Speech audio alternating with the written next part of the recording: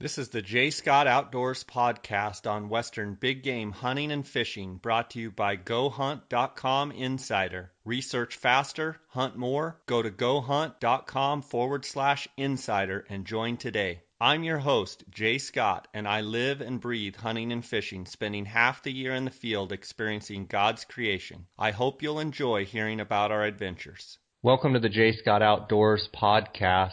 We have a really special guest today. We have Trevor Marques from Nevada. I believe you're from Ely, Nevada, correct, Trevor? Yes, Jay, that's correct.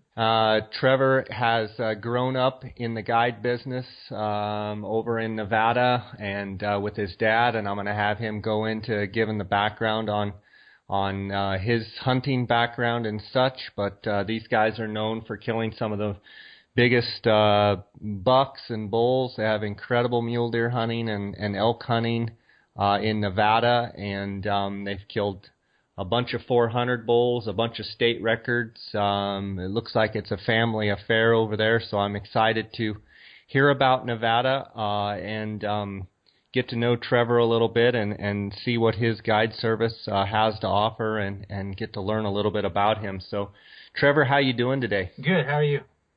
Oh, just fine. And so I want to start out by getting your background a little bit in hunting and guiding, and tell me a little bit of a bio on yourself. All right. Yeah. Well, I'm 33 right now, so I've basically been hunting my whole life.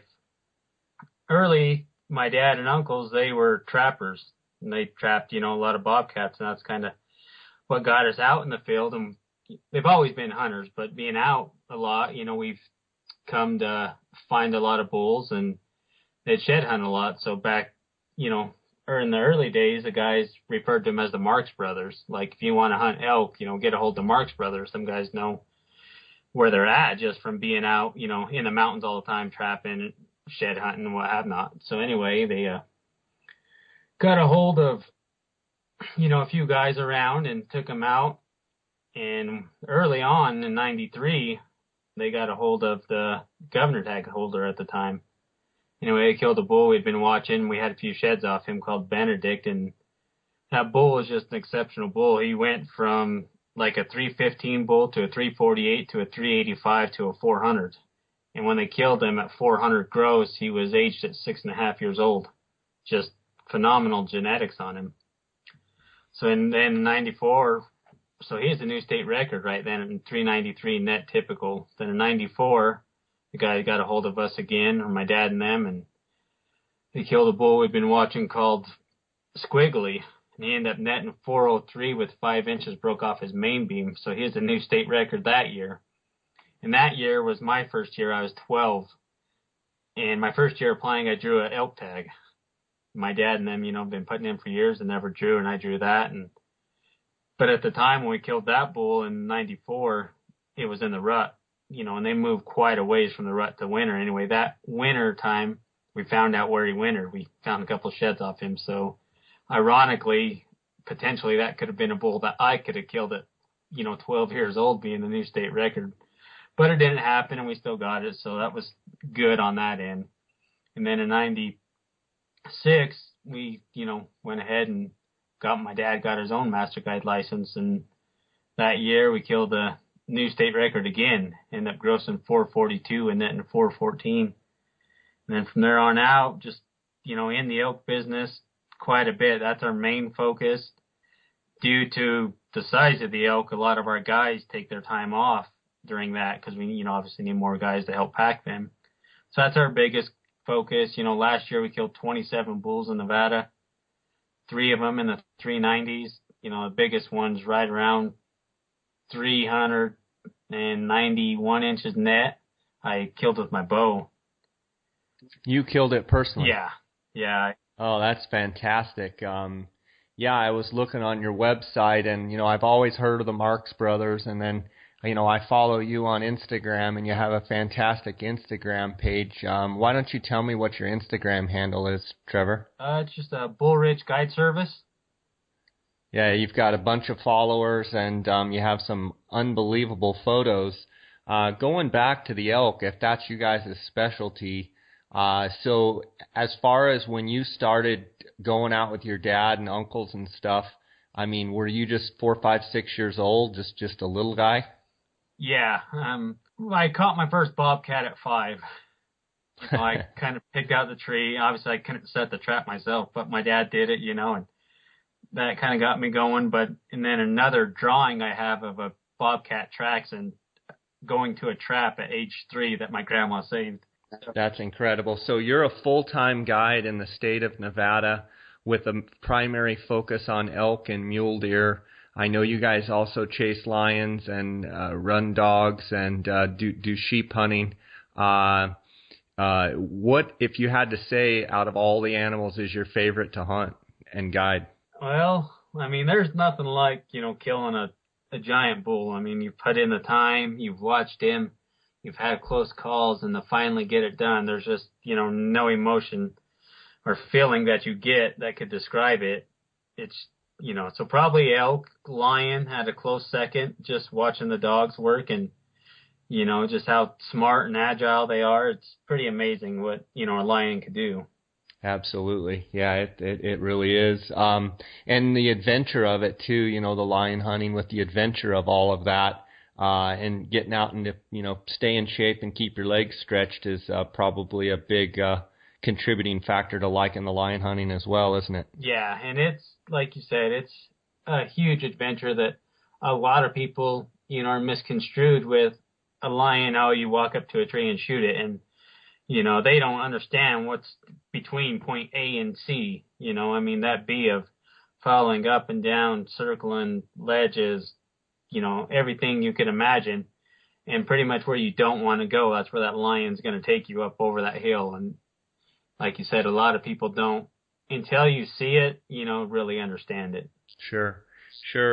Going back to the elk, what is your forecast for 2015 season coming up? I believe the guide portion of the draw was just fulfilled a day or two ago, and I believe the general season regular draw is still imminent. It's still available to apply. Talk to me a little bit about the forecast. What do conditions look like? I know it's a little hard to predict, being that we're here in mid-March. What's it looking like out there, Trevor? It looks really good this year, and we had a super mild winter. And what we've learned over the years, that's their biggest, upside to their growth, is a mild winter versus a hard winter where you have a lot of snow for a lot of moisture late, but that takes so much out of them to make it through them hard winters that they don't grow as good. And so from a moisture standpoint, it's been mild, but have you gotten some storms? Obviously your bulls are dropping right now, or if they haven't already dropped, they're getting real close to dropping. Do you have green feet on the ground yet, or is it still too cold at night for it to start greening up? No, it's pretty green right now, on the north sides, where that moisture kept and starting to melt off, and that's where it's looking the best. And that's what really helps our bulls out during the summer, is they're up so high, it's still green pretty much regardless of, obviously more moisture is better, but even with the little moisture we have, it's still green and they're still putting on inches regardless. Yeah. Are you finding brown antlers on the ground, and how, if they have been dropping, how long have most of the bulls been on the ground? How long have the antlers been on the ground? Yeah, they've started dropping now. You've probably got maybe half that have shedded now, and still some packing. So that part of it's just kicking in right now. We're just gearing up for that. How is Nevada in its cycle? You were telling me about some of the giant bulls that you guys have killed. Have there been any tag increases, or has the quality of elk maintained a high quality, or are you in a little bit of a lull now, or is it as good as ever? It's probably as good as ever right now. Back in about 2007 to 2009, they gave out quite a few tags, and that put a hurting on them. Our average, when we're talking our rifle hunts, we don't have any early rifle hunts like Arizona or Utah. All of our rifle hunts are post-rut, November till December. Mm-hmm. And in those, we're killing, try to kill 350 class net bulls, to anything on up. And in them couple years when it got pretty low, it was down to about, 340s in there. Just Nevada's pretty easy to spot, and that's how we do a lot of our hunting, just glass and spot and stock techniques. And, even guys that, you may not necessarily know how to judge, but if you can see a group of 10 bulls, you can pick out the biggest one, and that's generally the older one. Absolutely. And so your archery season, it falls in September. What are the dates typically for that archery hunt, and how have you guys historically done on those archery hunts, and how long is that season? That archery hunt is 21 days. It's September 25th August 25th till September 16th. So it starts out pretty early, and our bulls generally are still, you'll have a few of them ones that are by themselves at the start, and other ones are going pretty good. Bugling wise? Yeah. And so say the last 10 days of the hunt from, say the 5th till the 16th or the 6th to the 16th, is it just pretty much full tilt rutting? Yeah, they're going crazy, and it's, like I said, a lot of bugling, a lot of fighting. When we archery hunt, we don't set water. We pretty much just spot and stalk or call. We like to be mobile. It's kind of mute, sitting there waiting, and not really knowing what's going on or what's coming. We like to get out there and find the one we want and just stay on him until we get it done. Absolutely. And how much of your success is knowing where bulls are from the year before, or watching a particular bull, year after year, and then finally deciding that he's big enough to go after him with a hunter? How much of knowing what's out there as far as inventory plays into your success as an elk guide? It's a huge percentage, and most of it, like I said, is picking up sheds and kind of knowing, okay, yeah, this bull isn't as big as we thought, or he's bigger than we thought. So we know, okay, this one's shedding, we got it said it's, say just 380. So kind of gives us, a goal as far as we know it, this type of class is in this hunt, so we're going to shoot for nothing smaller than, that range that we're hunting. Sure. So a lot of times, will you have some of these big bulls that you kill, will you have one side or the other for 3, 4, 5 years? I mean, is it pretty common to find the match set, or at least one side of those bulls that you may be chasing? Yeah, most of it is that we'll at least have an antler, hopefully a couple sets, but it's getting pretty tough here as far as the pressure they're getting and the people we're getting. Competition. Yeah, just, Yeah. Well, I think anytime, you have big, giant anything, I think more and more people want to do it. For our sport, it's good, and for hunting, it's good, and, maintaining our privilege to hunt and what have you, it's fantastic. But I know as a guide, sometimes having pressure and competition, can be hard to deal with, because maybe you've had a certain mountain to yourself for a long time, and then all of a sudden, competition shows up. And I know as a guide myself, it's sometimes hard to remember the big picture, that we're all hunting and we're all just trying to get our clients good animals. Would you agree with that? Yes, definitely. Like I said, it's, frustrating when you have a spot, and then now you got 2, 3 other people in there, and you're picking up, just a third of the antlers. But like I said, it's a common goal we all have, and to keep that right going, as much as you don't want them there, everyone wants the same thing. Yeah. How much in picking up antlers can you pretty much predict, let's say, main beams and points? Let's say you have a match set and you say the bull's 380. How much does that play in? I mean, in Nevada, I assume it's fairly arid like Arizona. And can those antlers really vary in size from year to year, going up and down? Or when you measure a nice big 380 type shed, does it typically get bigger from there out? It's about half. I mean, like, you have some bulls that just generally never get big. I mean, they stay 345 to 360 for 5 years. And then you got other ones that'll go, like I was saying earlier, grow 40 inches a year. How much of that do you think is genetics, as far as just, the super genetics on a certain bull, the Shaquille O'Neal of elk, and how much of that do you think maybe is feed conditions and other outside factors? I would probably say 80% of it's genetics.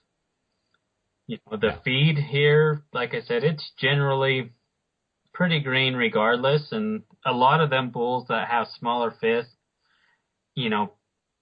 people like to say, well, they ran out of feed during that time of year, but you'll have a bull that's feeding right next to him that has, 15-inch fists, and that one's only got 5. It's just the elk, itself. Yeah. In general, does Nevada have, big back ends or short back ends, or does it vary from unit to unit, or specifically unit to unit? Are there some units that, they have big, heavy bulls but short points? Or tell me a little bit about the different units you hunt and how the characteristics of antlers may be different than other places. The two units or not units, but the two hunt numbers, they have several units in them. Like unit 111 through 115 is all one hunt, but it's got, 5 units. That one typically seems like they can put on more inches a year than the area down south that we hunt, 221 through 223. Them ones down there don't seem to have the really long hooking fronts versus 111 to 115. But they still got, big ones down there. It just seems these ones can put on more inches a year. And it's different type terrain too. And up there it's a lot rockier. And we're thinking, a lot more minerals in the rocks are helping the milk versus down south where it's kind of lower, thicker type area. I understand. And so the units that are up north, primarily where you live, they're not quite as arid as the 231 down south. Is that what I'm understanding? Yeah. Like I said, in the 231 down there too, it seems like they have a lot of big 5 points that typically grow down there, for whatever reason. Gotcha. And what is the biggest bull that you guys, as a whole, guide service wise, what is the biggest bull you guys have harvested? It was Jim Cook's, and that was one we killed in '96. It was a new state record, and it grossed 442 and netted 414. And what was his configuration? Was that a typical, or I assume a non-typical? Yeah, he's a non-typical, a 7x9. And there were some discrepancies in the score. His original score is at 419. And when they took it to panel, he actually fell below they have some type of, shrink factor, a magic number that only the Boone & Crockett panel scores know, and it fell below that, so he fell to that 414. Yeah, regardless, he sounds like an incredible bull. Did he have like extra points between his fourths and fifths, or did he have kickers, or what did he have? Yeah, he actually had a crown point on his left side between, his G4 and 5, an extra bez between his G2 and G3, a 7-inch devil point, and then an 11-inch typical 7 on his left side. Just a beauty. Yeah. That's fantastic. And then you shot a big bull yourself on the archery hunt. What day, was it late in the season or early in the season? When did you kill? Yeah, second to the last day. I killed him September 15th. And when I drew that tag, it was actually an alternate tag. So we, the regular draw came out. We're looking through our draws, see what we have, and then none of us drew the archery hunt. So all right, we'll start taking archery hunters in that area or that hunt. So we ended up booking 3 archery hunters, and it wasn't until about a month later it come through an email from the Fish and Game that I was drawn as an alternate for that tag. So now we got that on top of it that, I drew that, and now we have 3 other guys that taken that too. Wow, that put a little bit of a between a rock and a hard spot for your guide service, I'm sure. Yep, and when I drew that tag, there was 2 bulls that I wanted to kill, and anyway, one of them, we found him this year, and I was hunting them, and unfortunately, a couple other people were too, but one of them had a rifle tag during that time. So I spent. He typically didn't come, watching him over the years, he doesn't come into that area till later on in the rut when they start going good and they start spreading out a little more. So I figured, well, we got these first couple days, a week or so to try to hunt these guys with my dad and our other sub guides and kill these guys' bulls. So we did that, and we killed 3 really good ones right off the start. One was 365, another one was 361, another one was 382. So we killed them, got them, good bulls, and I just been looking around myself, and finally, later on that bull showed up, and like I said, unfortunately, some other people were there too, and it just wasn't in the cards, and with a bow, you just couldn't compete with a rifle. So as hard as it was, I knew that I had to go find, a couple of these other bulls we've been watching, because I wasn't going to kill a bull if I just sat there the whole time with that. So I left and found this bull, and looking at him, the first night I actually had him close enough to get a shot, but he had a smaller fifth on the side, so I kind of passed, and I was waiting there, and I heard him bugling above me, and I kind of snuck through the trees, and by this time he was silhouetted on the skyline, and right then I knew, I'm like, this thing's big. It's really big, It's a lot bigger than I was giving him a score, but still adding up the numbers, I couldn't come up with what I thought he was. And anyway, the second to the last day, he was there again, so I got down there and snuck up on him 50 yards. He was bedded down and, put a good shot on him. He went maybe 100 yards and died. But when I got up to him, said I was in shock of how big he really was. And how big did he go, Trevor? He ended up grossing right around 400 and netting 391 with a 7-inch fifth. Oh, wow. Yeah. So how long were his main beams? 59. Wow. Yeah, I helped him close to 30 inches of mass and, 18, 20-inch fronts. So it put him up there.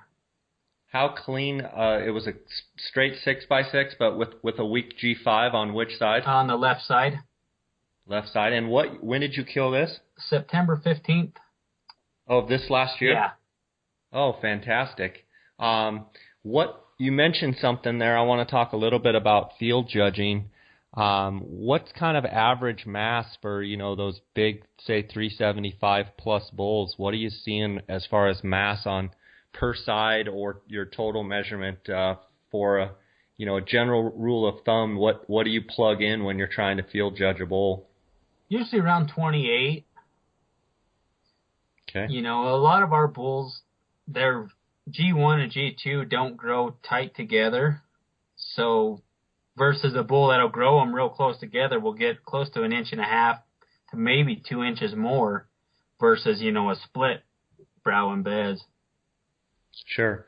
So the one of the things I look for in judging bulls is you obviously want quite a bit of spacing between your points, but you bring up a good point in the fact that when the distance between your G1 and G2 is spread out, you lose a lot of that webbing where your first circumference measurement being taken between your G1 and G2, if their first and seconds are spread out, you're not going to get some of that webbing. Is that what you're kind of alluding to? Yeah, it definitely hurts them on that,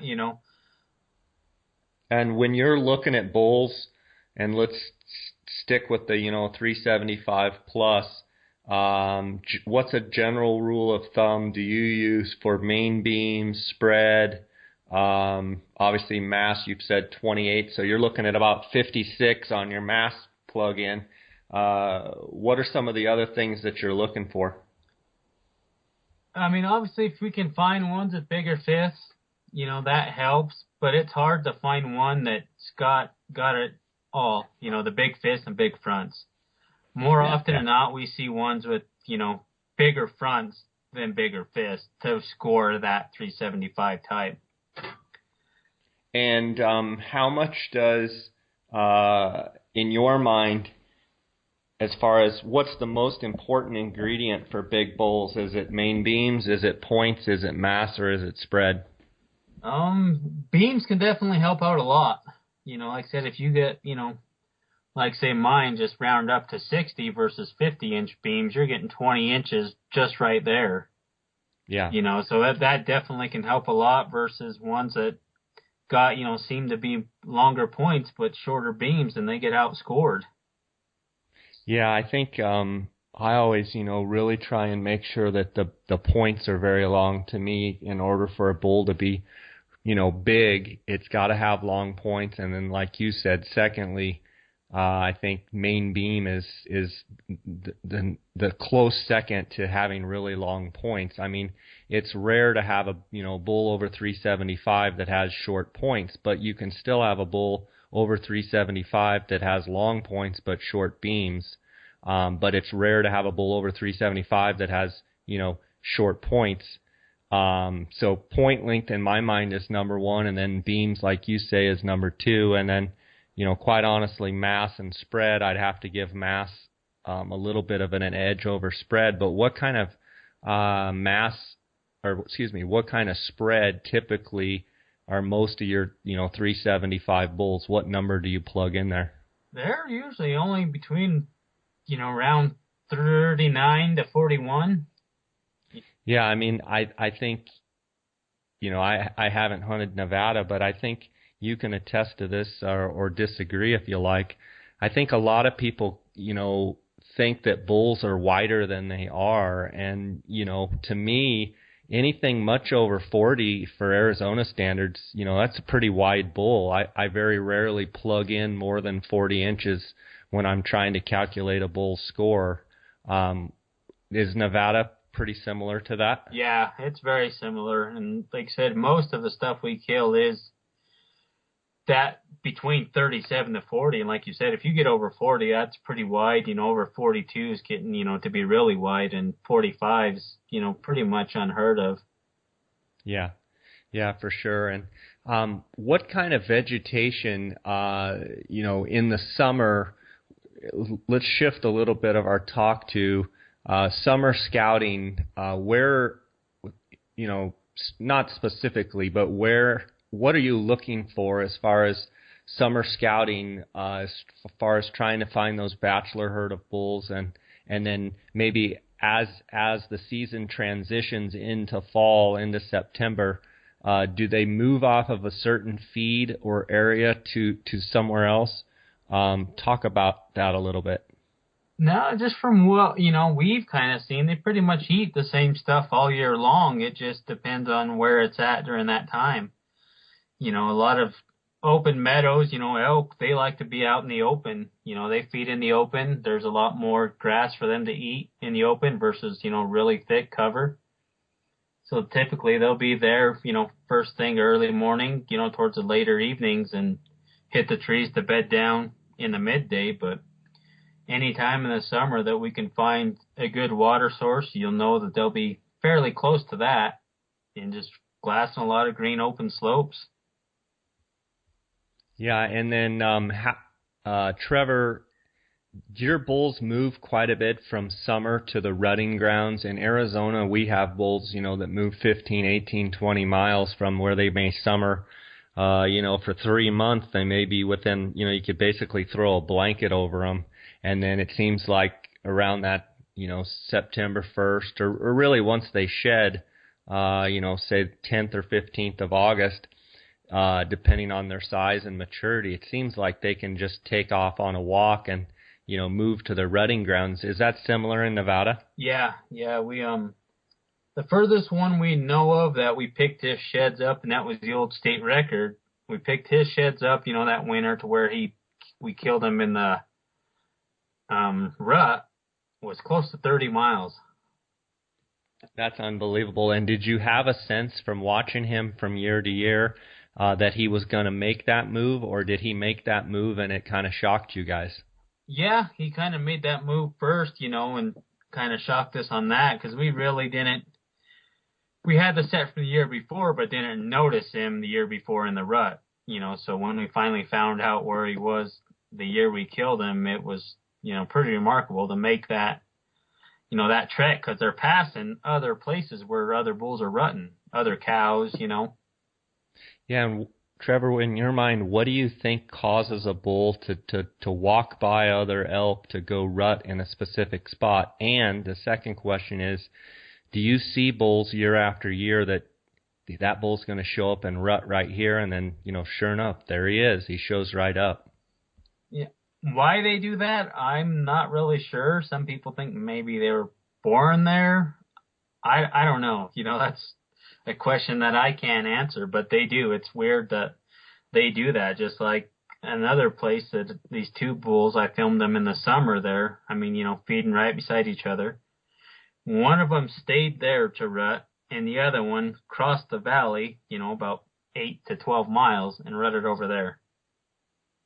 So really no rhyme or reason, and you've seen it go both ways where bulls you're watching will stay home and rut right there, and then just you've got those other bulls that'll just travel, and maybe it's just in their personality that they're travelers, and maybe some of them are homebodies. I don't know that we could ever explain it, but it would be actually an incredible study to do, maybe with collaring and stuff, if you could ever figure out how to track them. And I'd be real interested to see what percentage of bulls, stay close to their home range and which ones just go to a certain rutting grounds, and then how long does it take them to go, come back to, say, home ground for the, late hunts.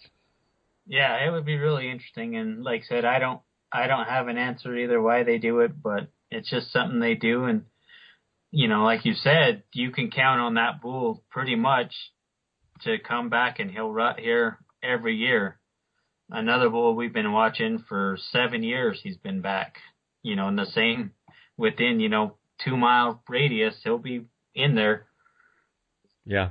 What are some of these age, have you guys had any of these bulls actually aged? And if you had to put your finger on, it's a little bit of a tough question, but if you had to put your finger on when their peak age for maximum antler growth capability, do you have a sense of how old a bull has to be in order to, you said that one giant was 6.5 years old, but what is the magic age in your mind? Or, within a 2-year period, what's the magic age?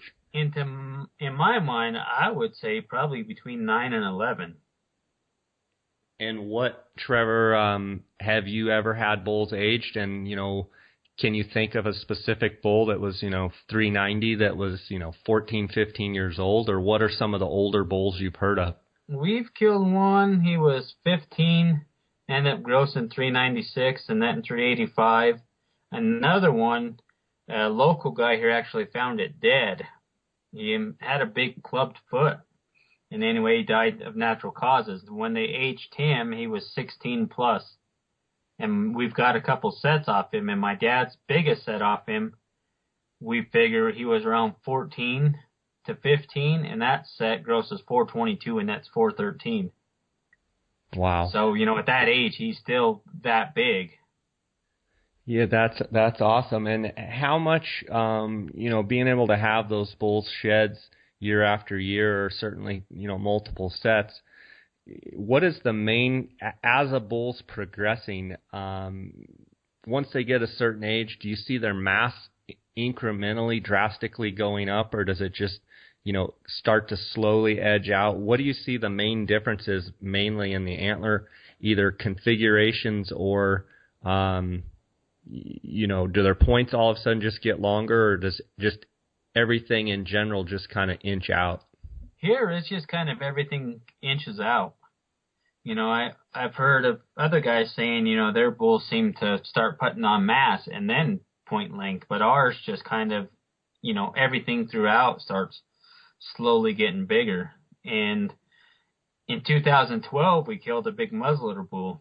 And anyway, when the guy shot it, when I was looking at the bull, I could see these points sticking up the bottom.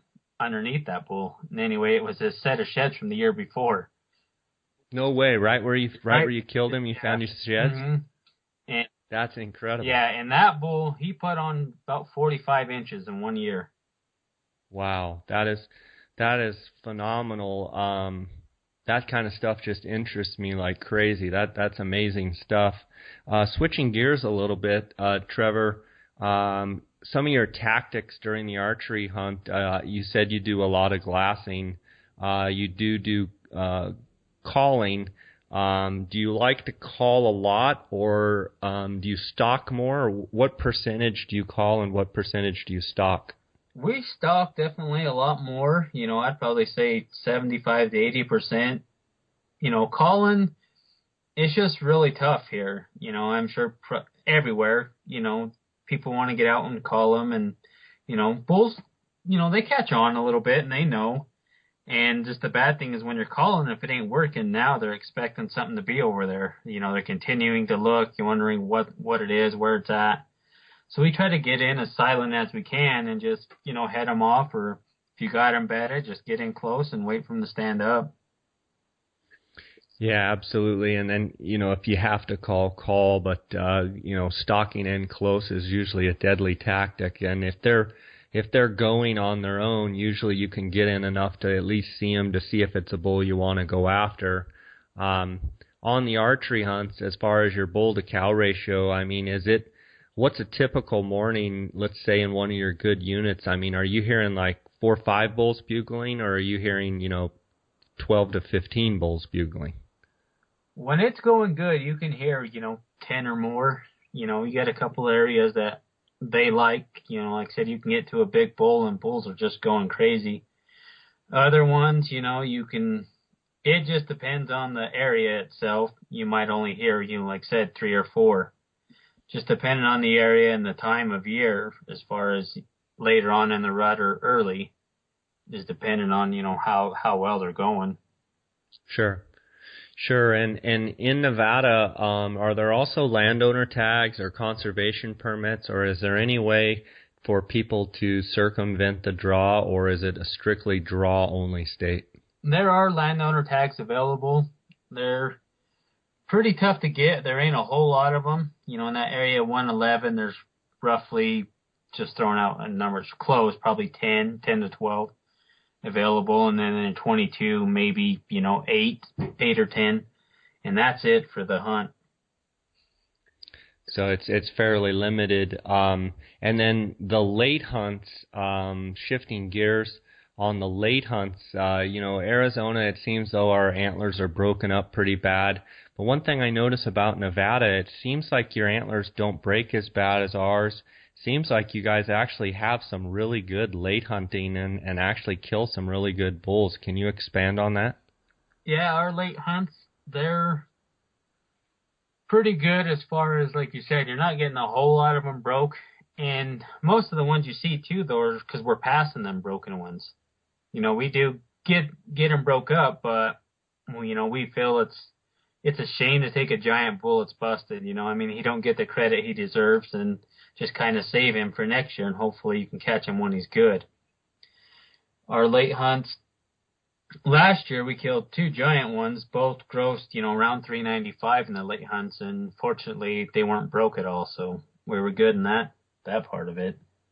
Were both of those clean 6s, or what were their configurations? One's a typical 7, and then another one's a non-typical 6-7 with the crown point in between the G4, G5.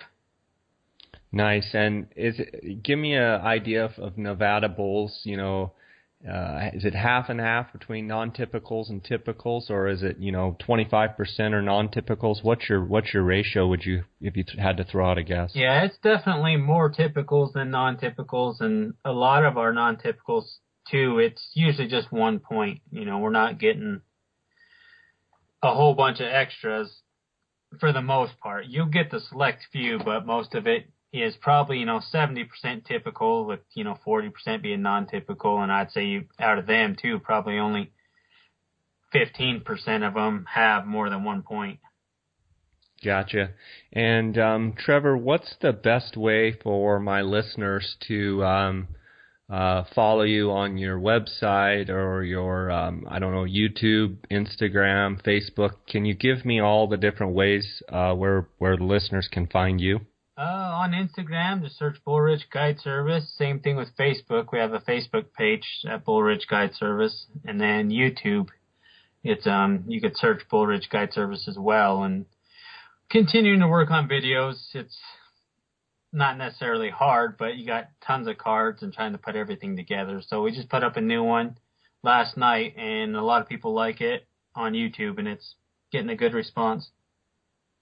Great. Yeah, I enjoy following your stuff. And, Nevada, unfortunately, it's not a state that I applied for a long time ago. I just didn't get in that game, and so I've always felt like I'm behind. Maybe one of these years I'll have to purchase a landowner tag or something.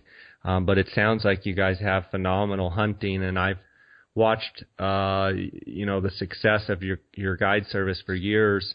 Talk a little bit about your sub-guides and how many you have, and you mentioned you killed 27 bulls last year. That's a fantastic feat. And talk about your sub-guides a little bit, and do you cover all the units, or what are your specialties? Okay, but first, going back to the draw, when you were talking about, you felt you didn't get in, but Nevada, the way it's set up, you could draw just as easy as someone with 5 points if it's your first year. Is that right? Yeah, it's a lottery system, but you have bonus points, but still your bonus points, like, say, because they're squared. Yeah. So say if you got, 5 points, and they square them, so you got 25 chances. But that's only to get one draw number. Oh, I understand. So actually everybody has a chance, but your chances are more weighted because of the squared system, but you still have a ticket in the draw. Yep. So your one chance might get a lower draw number than my 25 or my, 10 or whatever. So in essence, the way it works is, and just trying to simplify it, if you have 5 and you square it, say you're at 25, so you have 25 tickets in where maybe I just have 1, but that means that still, it gives you better odds, but that I could literally draw my first year out. Yep. Yeah, that's like last year. We, Dylan, in the draw, there was 4 non-resident tags available. It was his very first year of playing, and he drew 1 of 4 tags. Goodness. So it's really just about luck. That's unbelievable. And I know the outfitter draw is already passed, but how much better of an odds does that give you if you apply with an outfitter?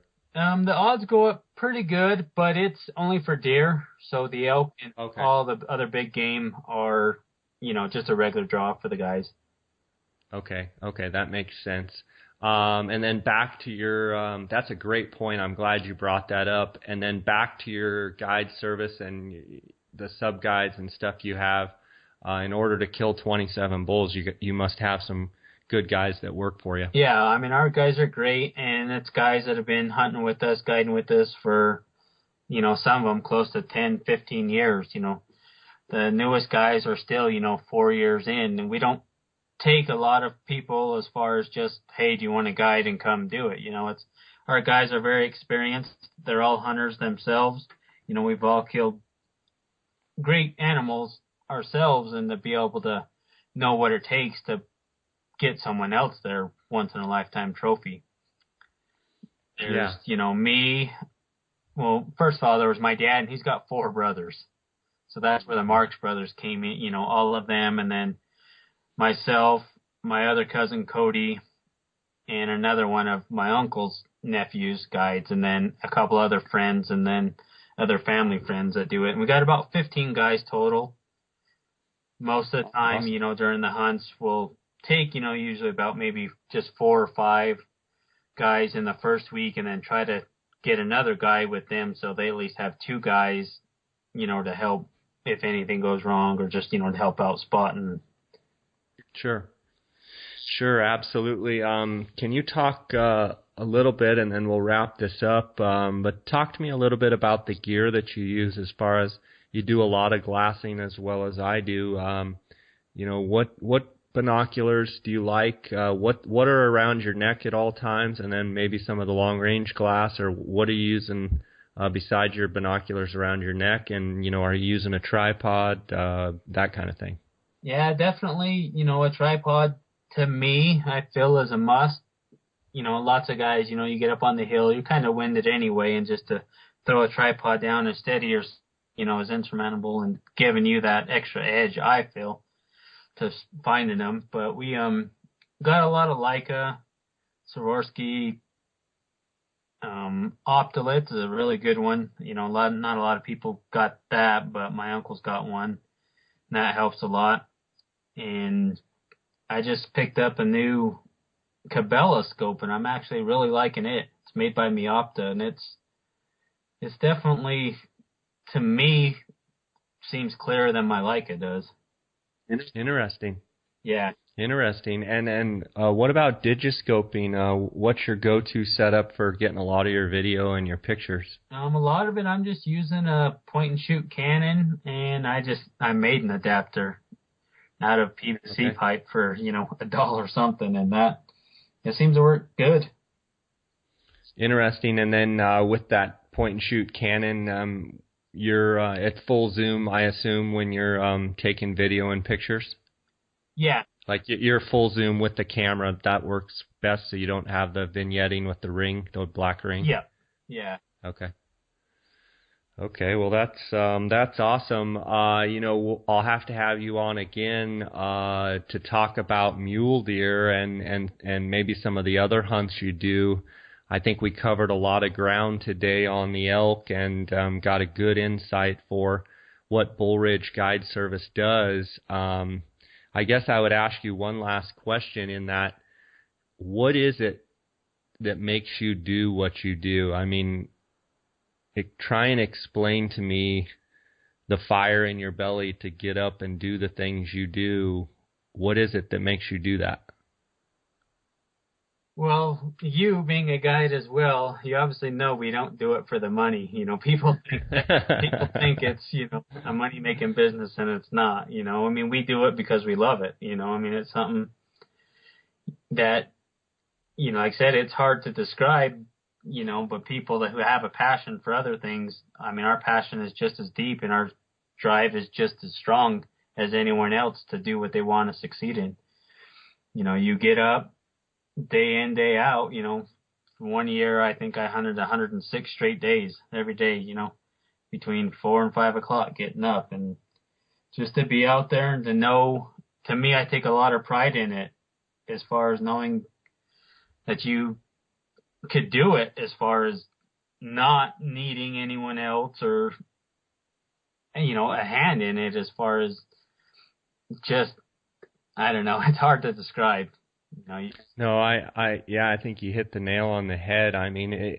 Oftentimes it becomes a grind, but I know what you're saying. There's those that can grind and there's those that can't, and I think 106 days in the field, not having ever met you, but having talked to you on the phone, I'm betting that you're just as fired up on the 106th day as you were on the first. And the only thing that drives that, like what you said, is passion, and that's not something, you either have it or you don't, and you either have that mentality to grind and to, rain, shine, wind, snow, it doesn't matter. You get up and you go, and I think I still have that fire in my belly, and it sounds like obviously you do too, and I think that's what drives a lot of people to success in a lot of things. And, you're right in the fact that guiding is not a,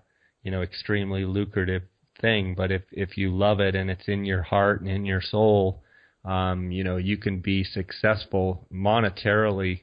That's not always the great judge of success, but doing what you love to do is very important. And you hit the nail right on the head. Trevor, it's been an awesome time spending here with you. I'm glad you were able to join us. I actually look forward to really speaking with you again. Maybe we can cover mule deer and lion hunting and maybe just some other topics that you want to talk about as well. I keep telling you one last question. What's your thoughts on kind of this craze that we have going on fitness and, shirtless selfies, and you know what I'm talking about in the hunting, and, feel free if you don't want to go into it, but what's your thoughts as far as some of the trends that you're seeing? Is it good for hunting, or is it just everybody's different and they're entitled to do what they want? Or somewhat to me, on some days I think, why do they have to make this into a fitness thing when if you're going to be a good hunter, you're going to be fit regardless. If you want to be good at something, you have to be able to go.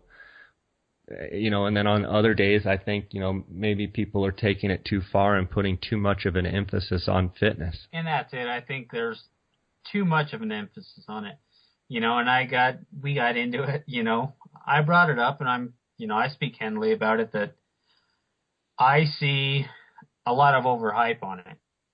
Not saying that it's not good to be fit. Of course, you want to be fit, but there's other options to do that. You can take different avenues for fitness. It doesn't necessarily have to be in the gym, hitting the weights, with a six pack or, the biggest arms. But as long as you can get up and down the mountain, that's what it comes down to.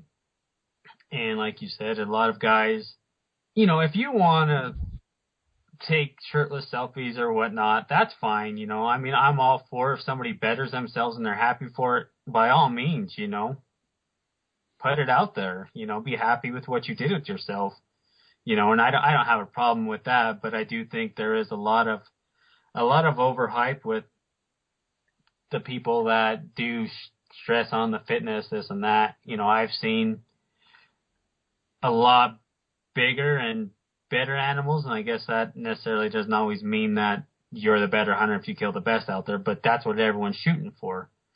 Everyone wants to kill the biggest and best out there. And I've seen a lot, bigger, better animals killed with people that don't go to the gym or, aren't, every day trying to tell you, hey, look how big their biceps are. Yeah. It's so as far as that, to me, it's not a necessity for hunting. Just like I was saying, I went to practice on my vertical for, 6 months and then think I'm awesome at basketball because I could jump high. I can't shoot, I can't pass, I can't dribble, I can't defend, but I can jump high. There's a lot more things that go into hunting, that if you practice doing all of them, you're going to be a better hunter.